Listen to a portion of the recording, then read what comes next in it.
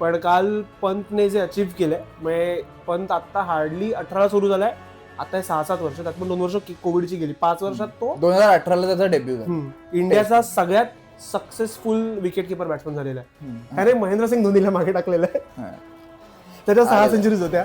आणि खूप वाखाणण्याजोगी गोष्ट ही आहे की पंतच्या 4 सेंचुरीज इंग्लंडच्या विरोधात आहेत, त्यातल्या त्याच्या 3 इंग्लंडमध्ये. बरोबर. सो 2018ला पण 2018ला त्याची पहिली आली. 2018 त्याची पहिली आली.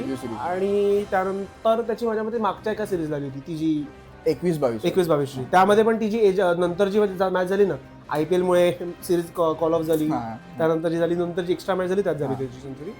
आणि पंतचं ते की माझ्या म्हणजे बऱ्याच लोकांचं करिअर जातं इंग्लंडमध्ये सेंचुरीज बनवण्यामध्ये, त्याच्या ह्या 5 वर्षात त्याच्या एवढ्या सेंचुरी झालेल्या. So that tells you about पंतची जी केपेबिलिटी ॲज अ बॅट्समन. तो स्टँड अलोन प्लेअर आहे माझ्या मते त्या अख्ख्या ह्याच्यामध्ये.